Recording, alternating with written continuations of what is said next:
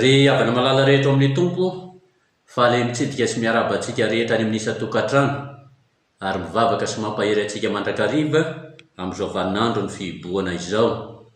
Koa satria moa mbola mikatona ny fiangonana dia manasa antsika rehetra any amin'ny isa-tokantrano ry havana iompo-po mampanahy hanaraka ity fanompoam-pivavahana maraina ity.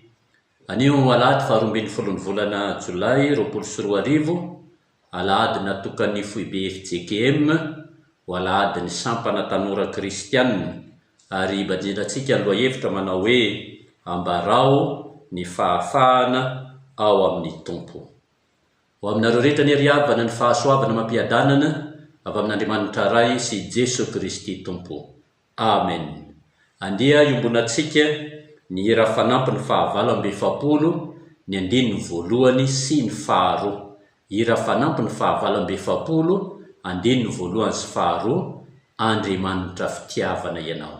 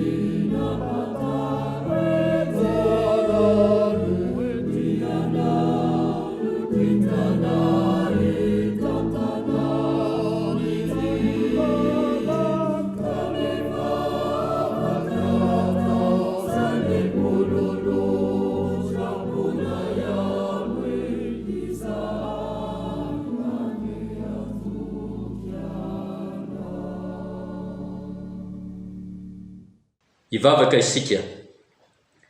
Andriamanitra rainay any an-danitro, Andriamanitra i Abrahama sy Isaka ary Jakoba, Andriamanitra ny firenena rehetra, Andriamanitra amin'ny alalan'i Jesosy Kristy, Andriamanitra tsy miova omaly sy anio ary mandrakizay.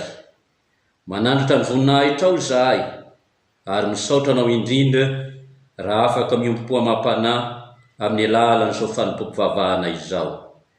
Angatahanay ny hanamasinanao ny teninao sy izao fotoana izao, mba ho tafapaka ny ampon'ny olona tsiraray avy any amin'ny isa-tokantrano isam-baravarana. Ankehitriny koa anefa dia ifonanay eto anatrehanao raha io, ny heloka mampahadisoana rehetra izay mampisaraka anay aminao ka tsy ahitanay ny voninahitra ao. Aoka ry olona ny fahatezeranao aminay, fa noho ny famiraponao lehibe sy ny fitiavanao izay no tanterahinao anay tao amin'i Jesosy Kristy zanakao, dia mamela ny helokay sy ny firenenay ka afao izahay. Momban'ny fanahinao masina ny izao fanompoam-pivavahana izao, mba handraisanay tokoa ny famelan-keloka avy aminao, ka hitondra fifaliana sy fampaherezana ho an'ny olonao, amin'ny anaran'i Jesosy Kristy Tompo sy mpamonjy anay. Amen. Andeha hiaraka hamaky sy hiaino ny tenin'Andriamanitra isika ry havana malala, arak'izay voasoratra ao amin'ny Galatiana 5:5 andininy 2 ka hatramin'ny 9. Raiso ny baibolinao, sokafy ao amin'ny Galatiana 5:5 ny andininy 2 ka hatramin'ny andininy 9. Rehefa samy niarana hita, ndeha ho vakina amin'ny anaran'ny Tompo. Endro izao Paoly milaza aminareo fa raha mety ho firana ianareo dia tsy ahasoanareo na dia kely akory aza Kristy. Alazaiko marina indray amin'ny olona manaiky ho firana rehetra, fa pitrosa tsy maintsy makatony lalàna rehetra izy, dia tafasaraka amin'ny Kristy ianareo na iza mitady ho amarinina amin'ny lalàna. Efa lavo niala tamin'ny fahasoavana ianareo, fa izahay amin'ny fanahy sy noho ny finoana dia miandry ny fanantenana ny fahamarinana. Fa ao amin'ny Kristy Jesosy dia tsy mahasoana ny famoranana ny tsy famorana, fa ny finoana izay miasa amin'ny fitiavana. Ray masino, manamasinana amin'ny fahamarinana, ny teninao no fahamarinana. Amen. Ity Galatiana 5:5 andininy 2 ka hatramin'ny 9 ity ry havana malala, no hitondrana ny hafatr'Andriamanitra sy ny fampaherezana ho antsika any amin'ny isa-tokantrano isam-baravarana amin'ity maraina ity. Olana lehibe natrehan'ny Paoly apôstôly tao amin'ny fiangonana tany Galatia, ny fidiran'ny Jiosy namelivily ny finoan'ireo kristianina tao Galatia ireo, ary namerina azy indray ho amin'ny fanajana ny lalàna sy nanery azy ho forana.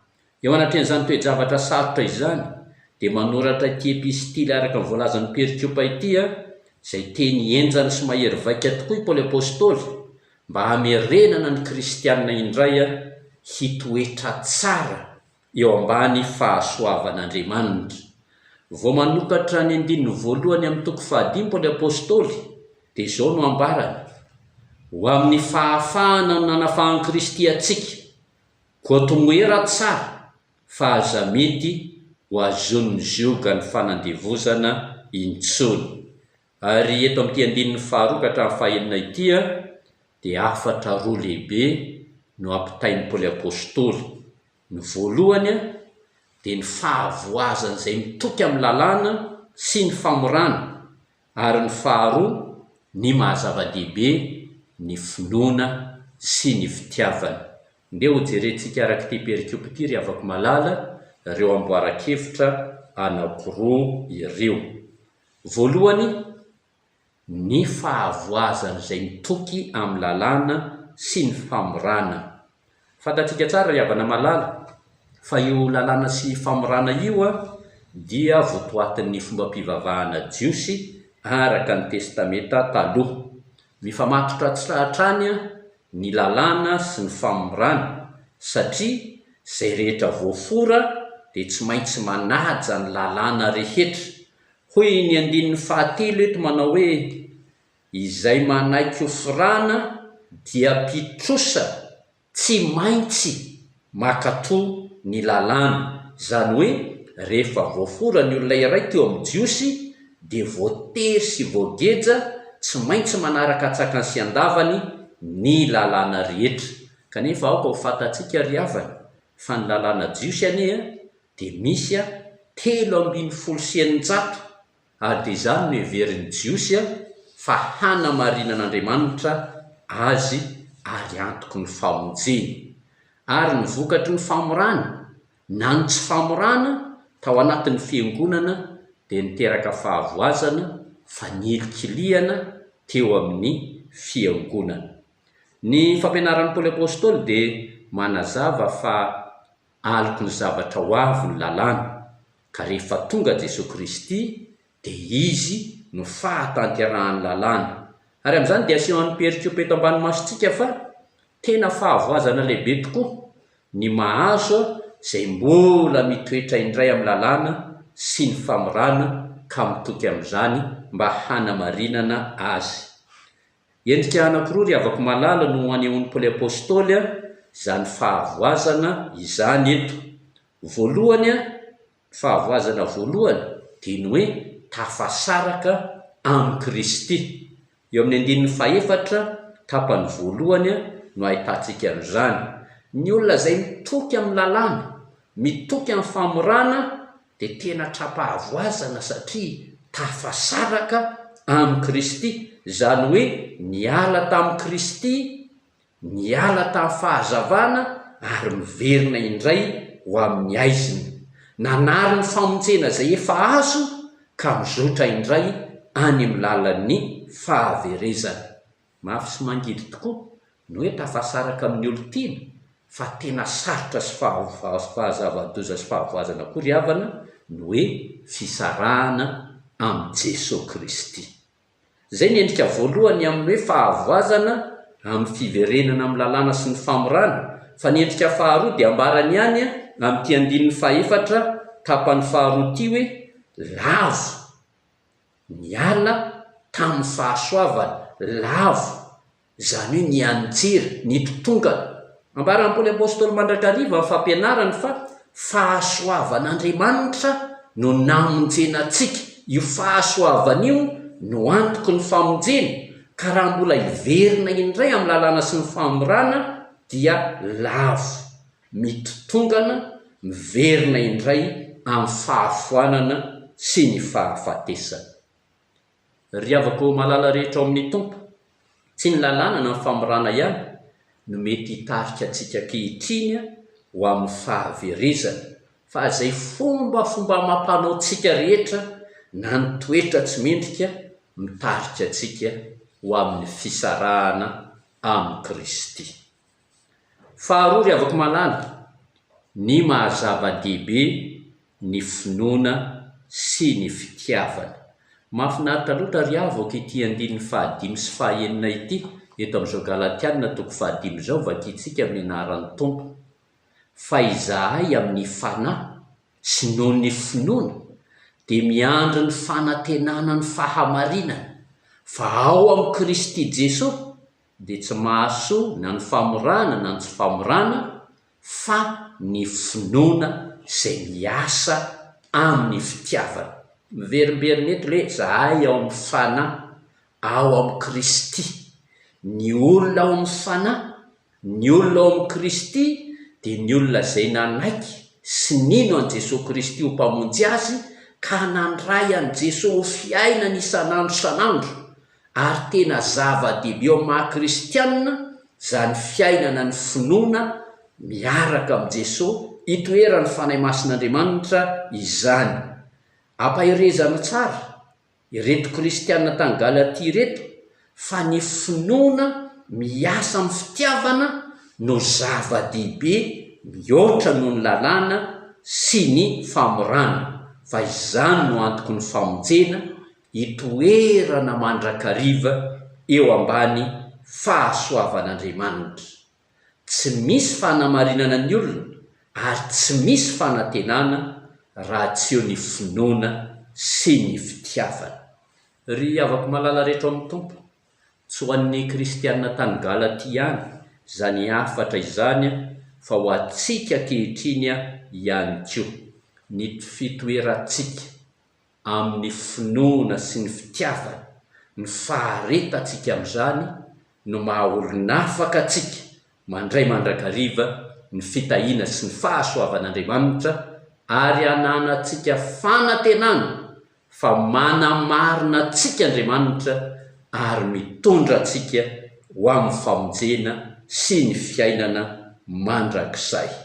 Andeha ary havana ioarantsika zay rehetra mety ho sakana na zay rehetra mety ho fakam-panahy, mitady hampisaraka antsika amin'ny fitiavan'i Kristy, mitady hanozongozona ny fiainantsika ankehitriny. Maro mitady hanozongozona ny fiainantsika, na ny fakam-panahy, na ny asan'ny Satana, na ny olana maro samihafa, na ny aretina, na ny fahoriana. Tsy misy asakana antsika amin'ny fitiavan'i Kristy izany, fa izany no vao maika azy irisotsika bebe kokoa amin'ny finoana, anehoantsika fitiavana, hitoerantsika mandrakariva eo ambany fahasoavan'Andriamanitra, hanantenantsika ny fiainana mandrakizay. Lehibe ry havako ny fahasoavan'i Kristy zay mamonjy sy manafaka antsika, ary zany no mbola amerimberenany fiangonana amintsika mandrakariva ny hoe ambarao ny fahafahana ao amin'ny tompo. Ho an'Andriamanitra ny voninahitra, ho amintsika isan-tokantrano isam-baravarana, ny fampaherezany fanahy masina. Amen. Izao ary dia hanolotra iraray ho antsika ny amboara-peo.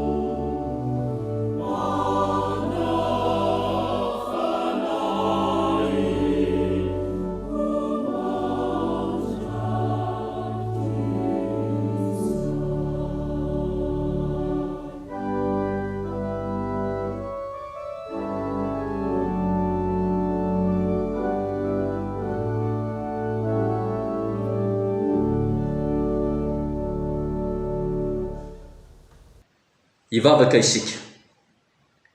Isaoranay ianao Andriamanitro no ny afatry ny teninao izay mitarika sy mampahery anay hitoetra sy rafitra tsara amin'i Jesosy Kristy zanakao, hanana finoana sy fanantenana mandrakariva ary hiasa amin'ny fitiavana. Maro tokoa mantsy ankehitriny Andriamanitro ny fombafomba mampanao samihafa, ny zava-manahira eo anivon'ny fiarahamonina sy eo anivon'ny fiangonana izay mitarika anay mivantana na akolaka tsy atoko ny fahasoavana sy ny fanamarinana anay ao amin'i Jesosy Kristy. Arovy manokana ny tanoranao Andriamanitro, fa maro ny fakapanahy tao tsara tarehy manodidina azy ireny, ary dia tononay manokana eto anatrihanao ny sampana tanora kristianina FJKM mba ho tanora vavolombelon'ny finoana sy ny fitiavana anao, ka anio fitondran-tena mendrika ny filazan'ny tsara anao tokoa. Mangataka aminao zahay Tompo, akekezo ary ampaherezo ny vahoakanao amin'izao andro sarotra izao mba hatoky hatrany ny fitiavanao, ary tsy hilofika fa hanana fanantenanao aminao mandrakariva. Angatahanay ianao Jesosy, hanatsotra ny tanamaherinao ka hanasitrana ny marary maro amin'izao andro diavina izao, ary hamonjy sy hanafaka ity firenena ity koa ianao. Ireo azo pahoriana Andriamanitro, jereo sy hitodio, ampaherezo amin'ny fanahinao mba hitraka sy hanana fanantenana.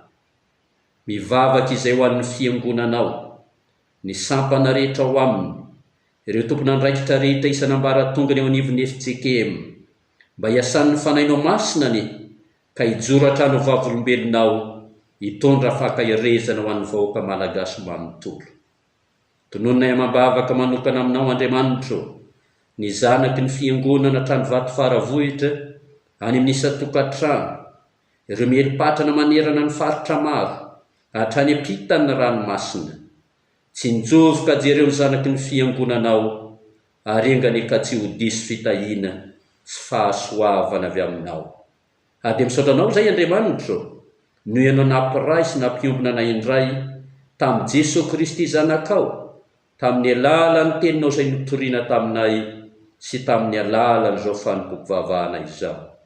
Ary dia mbola asehonay izany fiombonana izany amin'ny alalan'ny fanononana indray ny vavaka nampianarinao amin'ny mpianatra ao fa izay manao hoe: Rainay eo izay any an-danitra, ho amasinina ny eny anaranao, ho tonga ny eny fanjakanao, atao any eny sitraponao ety an-tany tahaka ny eny an-danitra. Meo anay ny anina sahaza ho anay, ary mamelà ny elokay tahaka ny namelana izay meloka taminay. Aza mitondra anay amin'ny fakapanahy, fa manafanay amin'ny ratsy, fa anao ny fanjakana sy ny hery ary ny voninahitra mandrakizay. Amen. Hamarana ny fotoana isika ry havana malala, ataontsika ny hira fa 720 andiny voalohany sy faharoa ary fahatelo. 720 andiny voalohany sy faharoa ary fahatelo, dia ho atolotra antsika ny tsodrano. Ho vavolombelonao.